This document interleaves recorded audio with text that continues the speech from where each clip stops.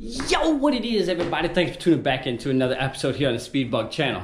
I'm going to answer questions today, and it's just going to be kind of me just yep talking, because a lot of you got to ask this question: what happened to the Yamaha R1M? And I'm just going to get right into it. So what happened to the Yamaha R1M? Well, we still have all the other bikes, and you see that ever since then I sold it, I've acquired more stuff, more bikes, cars, trailers, whatever the case may be, solely because, well, you know, I still have a passion for stuff. But what originally happened to the R1M? For the ones that the OGs follow, and you know, we didn't have this bike. We had the 2015 S1000RR. We still have the GSXR 600, the two Gromskis, and the GSXR 1000R over there. And we had the R1M, that was a 2018, and we had all 2018 Ducatis. We had 4 Ducatis here, and the Ducatis and the R1M are no longer here. Well, that was actually one of my Ducatis right there. So what really happened to the R1M? Well, the R1M was sold when all of the Ducatis went away. And for the ones that I've already explained this story, you get to hear it again if you want. If you don't, you can click off. But what happened to the R1M?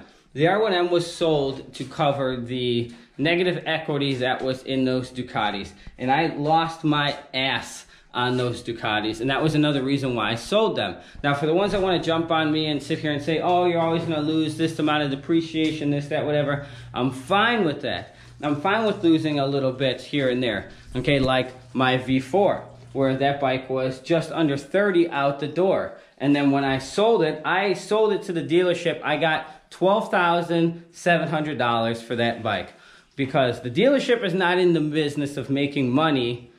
Of buying bikes to say, hey, I have motorcycles. They're in the business to sell them, and they make their money on the buy. So they, of course, they look up, you know, Blue Book value. They look up what they're selling for auctions and stuff like that. My bike had like 1,100 miles or 12 or whatever bullshit that it had at the time.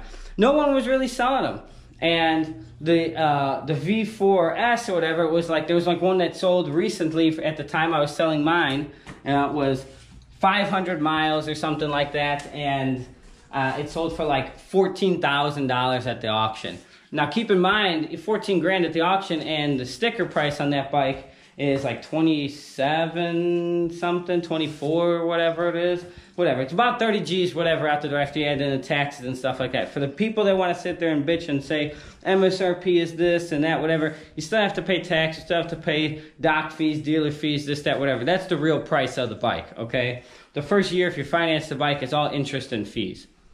So, and I also had the Hyper Motard, the X Diavel S, and the Ducati 959.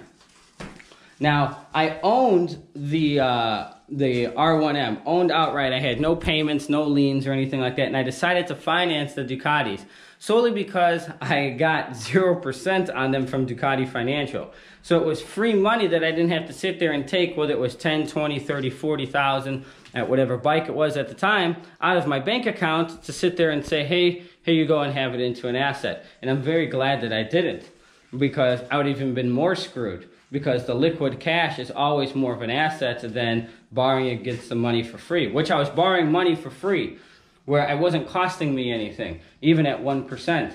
So, and when it came time to sell these bikes, after I realized the value, that's why I said I have to get out of them. I have to get out of them. And I was losing not only, you know, if I'm taking 25% hit, hell, even 30% hit, I'm cool with that. You know, because you're going to lose 20% the second you drive it right off the showroom floor. It doesn't matter if it's car or motorcycle. But the V4 was 30, the X Diavel S was 30, the Hyper Motard was, I think, like 19 or 18 or something. And then, what was the other one? The 959, that was like 18.5 or something, some shit like that. So, all in all said, when it came time to sell the bikes, I was offered like 40 grand for all of them. And not only I had them for sale on Cycle Trader, you guys saw that, other individuals came to offer them, and believe it or not, I got the same amount of money for my 959 as I did for my V4. Now, the 959 is into a fellow subscriber's hands. He is very fortunate to have it. He loves it and cherishes it, and I watch his YouTube and get to also still see it, and he loves it. Well, I'm not going to disclose any names on who that is by any means.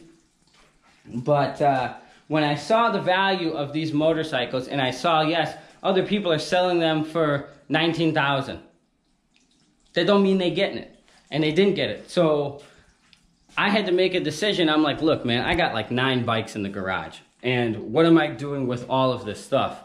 And I'm not going to sit here and come up with like 26,000, I think it was like 26,000 out of pocket just to get off of these payments. And it's not that the payments were killing me, it was the simple fact that they physically just weren't worth anything.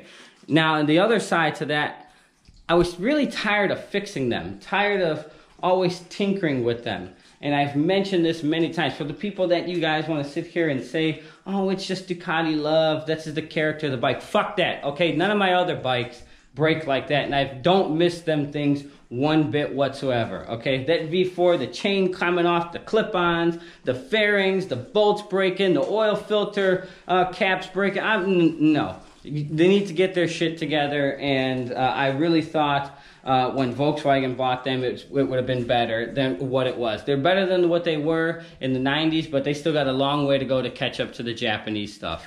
So, it's a hell no from me. I probably won't get it. It's still probably the most beautiful bike I've ever owned, but definitely the biggest piece of shit I've ever owned in my whole life. I will definitely say that 150%. No question about it.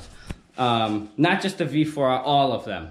They just garbage. It was like they were all pre-production bikes, and it was just numerous thing after numerous thing after numerous small little nuance that left. So I made the executive decision to take all of the money that I had, and it sucked because I put the exhaust and all that other stuff on the R1M, and I was going to lose that money. But again, I wasn't going to lose all of the extra money to get all of them and then keep these bikes when I never really walked into the garage and was just sitting here. I was just like, you know what?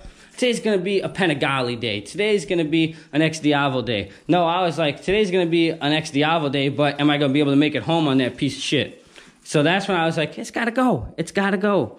It had to go. It's done. So I also took a big hit on the R1M. For all of you know, that bike is pretty fucking expensive as well.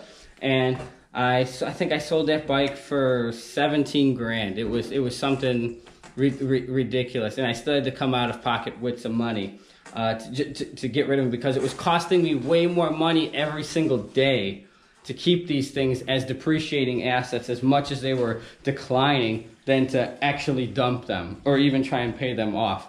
So I sold all of them at one time, the 4 Ducatis, and I had negative equity.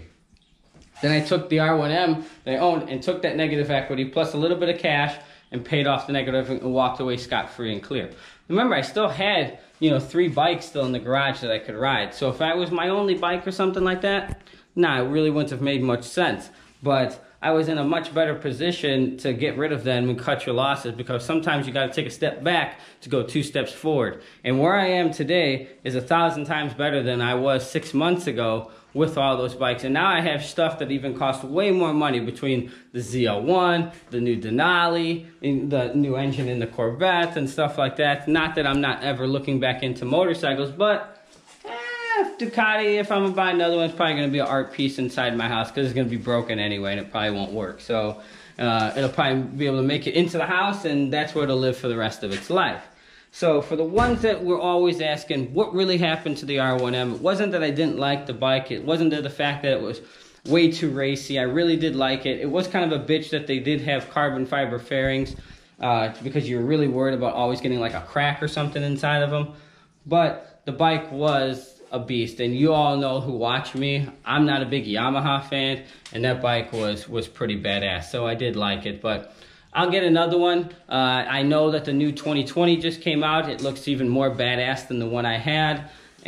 But when I saw the starting price, I think that was like 24 or 26 or something, I said, I'm sorry, but you can keep that shit. That is a really nice car, and but $26,000 for an all carbon fiber bike, and